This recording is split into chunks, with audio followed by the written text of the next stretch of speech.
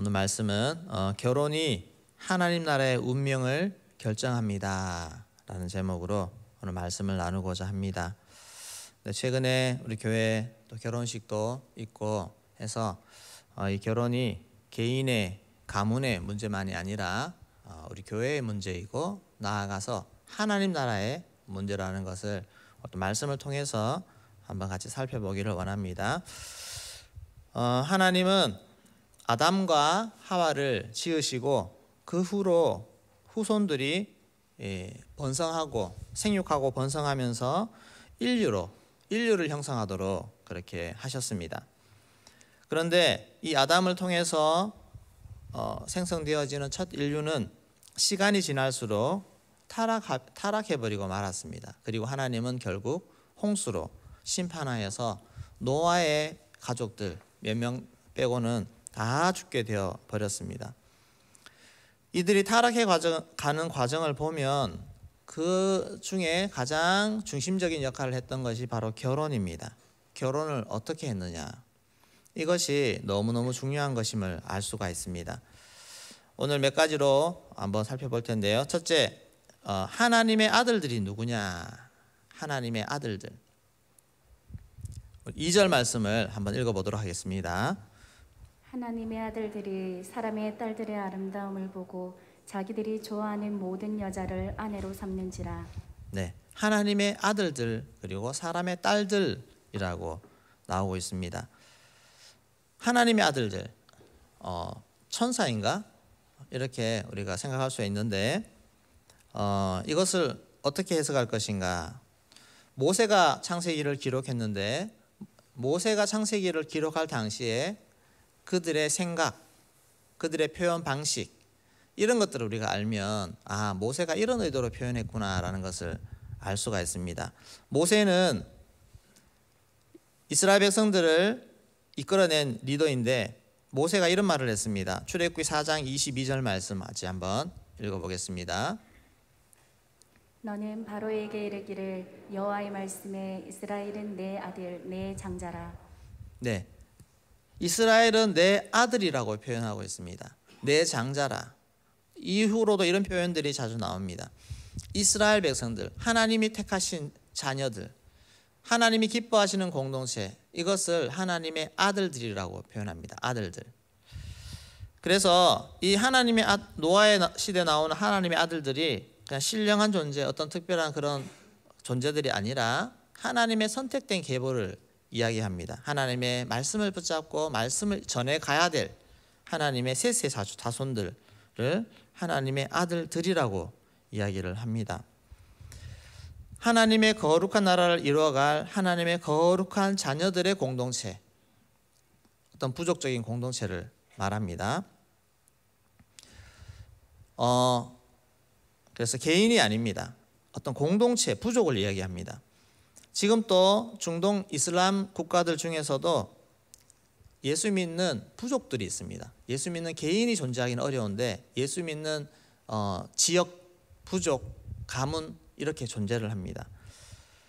파키스탄에도 이런 부족이 있습니다. 우리 교회도 지금 출석하고 있는 파키스탄 형제 잭 형제가 있는데 그 집안이 대대로 크리스찬 집안이라고 합니다. 그래서 믿음을 지켜온 그런 집안인데 그 많은 핍박을 받고 또 7, 8년 전에는 또 자기 친척 중 한 명이 또 이슬람 교도들에 의해서 살해되는 그런 아픔도 지금도 겪고 있는 중에 있습니다. 그런 핍박 중에 왜 그렇게 믿음을 지킬 수 있을까요?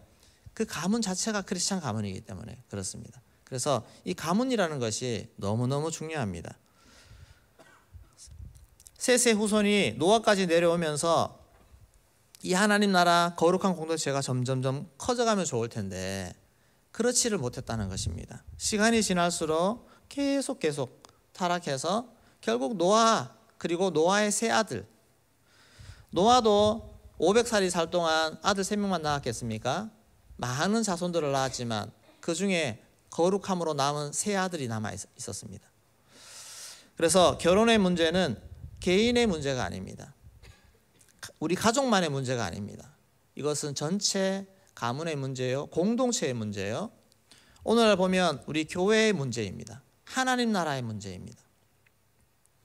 하나님 나라 운명이 무엇으로 결정되는 될 것인가? 결혼이라고 하는 중요한 주제가 차지하고 있다는 것입니다. 이미 결혼하신 분들은 내가 다시 결혼할 생각하지 마시고 우리 자녀들 그리고 우리 친척 어떻게 결혼 잘 시킬 것인가? 이것이 정말 앞으로 하나님 이 대형교회를 통해서도 하나님의 거룩한 공동체를 이어가야 될 텐데 아주 중요한 문제라는 것입니다. 하나님의 아들들은 하나님의 말씀으로 다스림을 받는 자들입니다. 하나님의 통치를 인정하고 그 말씀대로 살고 그 하나님이 우리에게 주신 비전과 사명을 붙잡고 살아가는 공동체가 하나님의 아들들 공동체입니다. 그래서 오늘 하나님이 사명으로 세운 우리 대은교회도 어떻게 결혼할 것인가, 이 문제는 개인의 문제가 절대로 아니라는 것, 우리 공동체가 함께 고민하면서 만들어 가야 될 문제라는 것을 우리 모두가 공감하고 기억해야 되는 부분입니다. 그래서 두 번째, 잘못된 결혼이 있습니다. 2절 말씀을 다시 한번 읽어보겠습니다. 하나님의 아들들이 사람의 딸들의 아름다움을 보고 자기들이 좋아하는 모든 여자를 아내로 삼는지라. 하나님의 아들들이 잘못된 대상자를 찾는 것입니다. 사람의 딸들의 아름다움을 보고 자기들이 좋아하는 아내들을 찾고 결혼하기 시작하는 것입니다. 사명이 아니라, 하나님의 말씀이 아니라 외적인 아름다움, 내 만족, 내 취향, 이것을 보고 대상자를 고르기 시작하는 것입니다. 외적인 기준에 마음이 뺏겨버렸습니다. 이것이 하나님의 사명이 무너지는 그 시작이 바로 아름다움에 마음이 빼앗기는 것입니다. 아름다움에 여러 가지 외모도 될 수 있겠고 등등 여러 가지 세상적인 조건들이 될 수 있는데 그것이 너무 매력적이고 하나님의 말씀 안에서라기보다 세상적인 기준에 우리의 마음을 빼앗기는 것입니다. 그렇게 세상적 아름다움에 눈이 멀어서 정신이 빠지기 시작하면 잘 돌아오지 않습니다. 세상적인 것이 자꾸 눈에 들어오면 영적인 것이 의미가 없고 영적인 것이 매력적이지 않습니다. 그렇게 결과는 영적인 축복을 다 잃어버리는 결과가 나오게 됩니다. 3절 말씀 같이 읽겠습니다. 여호와께서 이르시되 나의 영이 영원히 사람과 함께하지 아니하리니 이는 그들이 육신이 됨이라. 그러나 그들의 날은 120년이 되리라 하시니라. 사람의 딸들과 결혼하기 시작하면서 하나님이 함께 하시지 않는다고 말합니다. 너희는 육신이 되리라. 육적인 사람으로 바뀌어버립니다. 육적인 가정이 되어서 육적인 자녀를 낳고 육적으로 자녀를 양육하는 그런 이 결과들을 통해서 하나님 나라 공동체가 점점 쇠퇴해가는, 당연한 것 아니겠습니까? 이렇게 흘러가게 되어 있습니다. 결국에는 노아의 심판을 맞는 그런 하나님의 소망이 전혀 나타나지 않는 그런 세대가 되어버리고 말았습니다. 네피림이 태어납니다. 네피림. 자, 4절 말씀을 같이 읽어보도록 하겠습니다. 네, 4절 말씀. 당시에 땅에는 네피림이 있었고 그 후에도 하나님의 아들들이 사람의 딸들에게로 들어와 자식을 낳았으니 그들은 용사라 고대의 명성이 있는 사람들이었더라. 네. 하나님의 아들들과 사람의 딸들이 결혼했더니 그 결과로 태어난 자들이 네피림이라고 합니다. 네피림. 이 네피림은 히브리어인데 나팔이라고 하는 그런 히브리어에서 나왔습니다. 떨어지다라는 뜻입니다. 떨어지다.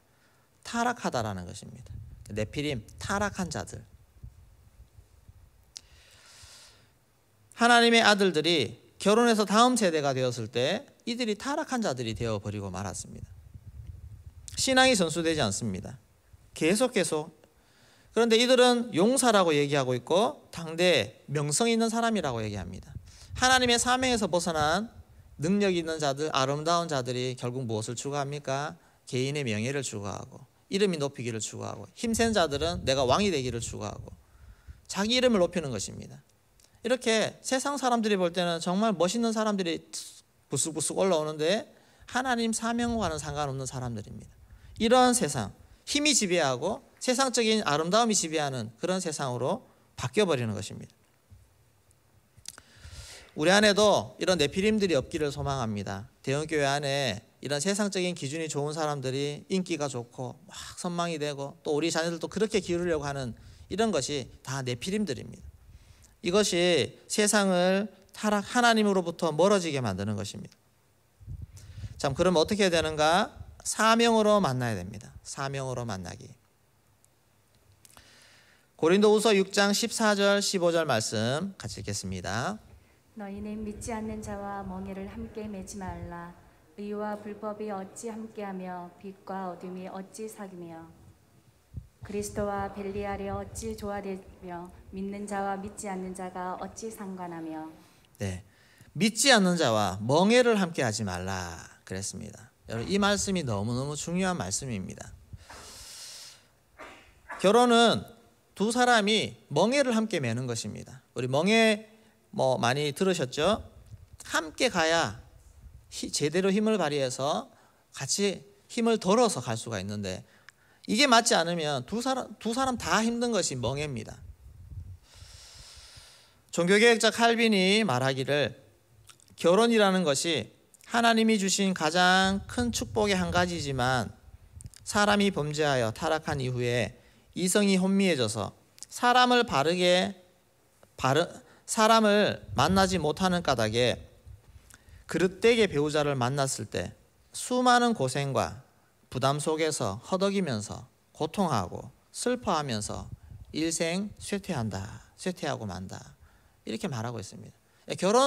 여러분, 결혼해서 세상 사람들이 결혼해서 와 행복하다 하는 가정이 세상적으로 볼 때는 그렇게 많지 않습니다. 많은 부부들이 또 많은 어른들이 참 결혼에 대해서 후회하고 고통과 한을 지고 그렇게 가정의 아이들 때문에 지켜가면서 살아가는 그런 사람들이 얼마나 많습니까? 그런데 교회에서 결혼은 그렇게 되면 안 되지 않습니까? 서로가 행복하고 사명 감당하며 달려가는 그런 가정이 되어야 되는데, 그것이 어디서부터 시작됩니까? 배우자를 선택하면서부터 시작되는 것입니다. 누구하고 결혼할 것인가? 교회만 다닌다고 오케이입니까? 같은 교회만 다니면 괜찮습니까? 교회 안에서 만났는데 두 사람 다 사명이 뭔지도 모르는 사람이 있습니다. 그냥 교회 안에서 만났지만 두 사람 다 육으로 좋은 것입니다. 그런 것은 사명의 결혼이 아닙니다. 최소한 사명이 무엇인지, 하나님 나를 이 땅에 보내신 그 하나님의 뜻이 무엇인지 그 정도는 깨닫고 있어야 되지 않습니까? 에베소서 2장 10절 말씀 같이 읽겠습니다. 우리는 그가 만드신 바라 그리스도 예수 안에서 선한 일을 위하여 지으심을 받은 자니 이 일은 하나님이 전에 예비하사 우리로 그 가운데서 행하게 하려 하심이니라. 나라는 존재가 예수 안에서 선한 일을 위하여 지음받은 자구나. 내가 특별히 이 땅에서 하나님 나라 위해서 내가 해야 될 일이 있구나, 사명이 있구나. 이것을 깨닫는 자가 깨달아야 결혼도 사명 안에서 생각할 수 있습니다. 이 일을 하기 위해서 어떤 배우자가 좋을까, 이렇게 고민하면서 기도하며 준비하는 이런 모습이 먼저 기본적으로 돼야 됩니다. 두 사람의 사명자가 함께 만나서 이제 한 가정 안에서 같은 사명을 가지고 함께 이루어가는, 이것이 결혼입니다. 창세기 2장 24절 말씀에 같이 읽겠습니다. 이러므로 남자가 부모를 떠나 그의 아내와 합하여 둘이 한 몸을 이루지로다. 아내와 합해서 둘이 온전한 하나를 이루는 것입니다. 모든 것에서 하나를 이루어서 함께 하나님 나라 사명을 감당해 가는 것이 바로 결혼인 것입니다. 그래서 여러분, 믿지 않는 자와 멍에를 같이 하지 말라는 의미를 잘 기억하시고 이것을 잘 지켜낼 수 있기를 소망합니다. 그냥 결혼하다 보면 잘 살다 보면 어떻게 되겠지, 신앙도 잘할 수 있겠지, 성경 말씀에 너 남편을 구원할지 어떻게 아느냐, 아내를 구원할지 어떻게 아느냐, 그것은 어쩔 수 없는 상황이고, 그러나 결혼하면서부터 그런 마음으로 하시면 너무너무 많은 손해를 보고 많은 것을 잃어버립니다. 그러면 마지막으로 결혼을 어떻게 준비할 것인가?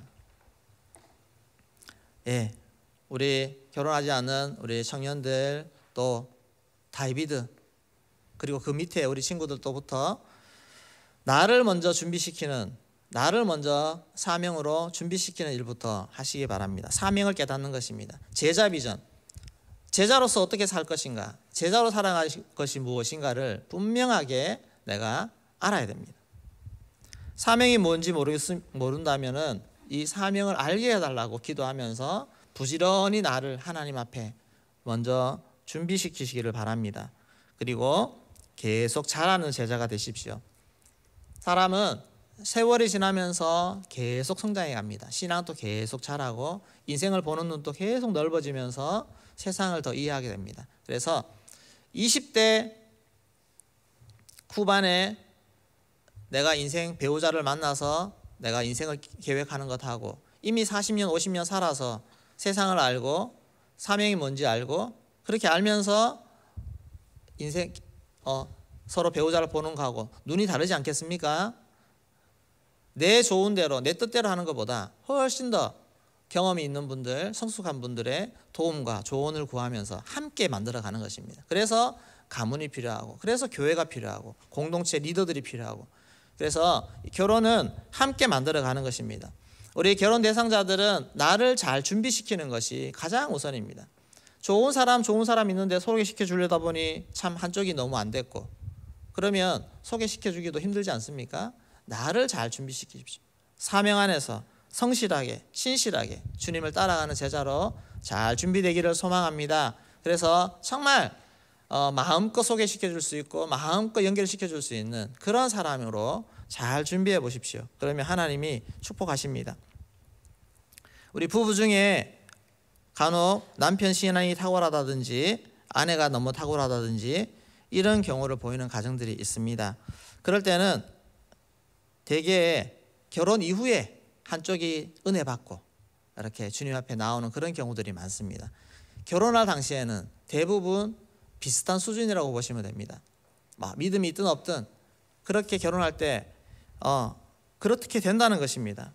또 간혹 신앙이 좋아 보이는 청년이 전혀 엉뚱한 배우자를 데리고 와서 결혼하면 어떻겠습니까 하는 그런 경우들도 있습니다. 그럴 때는 안목이 부족하고 또 그렇게 할 때 주변에서 도와주셔야 됩니다.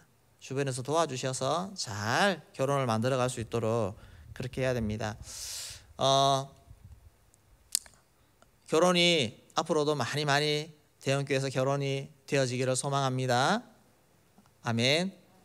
우리 다음 세대들, 우리 다비드 친구들도 마찬가지로 주님 안에서 좋은 축복된 결혼을 꿈꾸십시오. 그리고 기도하시면서 그렇게 대형교회 안에서 계속 좋은 믿음의 가문을 이루어서 하나님의 아들들이 사람의 딸들과 결혼해서 점점 내피림이 나오고 타락해가는 그런 공동체가 아니라 정말 거룩한 공동체가 계속 가문으로 확장되어 가서 이 파워가 세상을 변화시켜가는 그런 우리 대형교회 다음 세대들 되어지기를 소망합니다. 그 시작은 결혼입니다.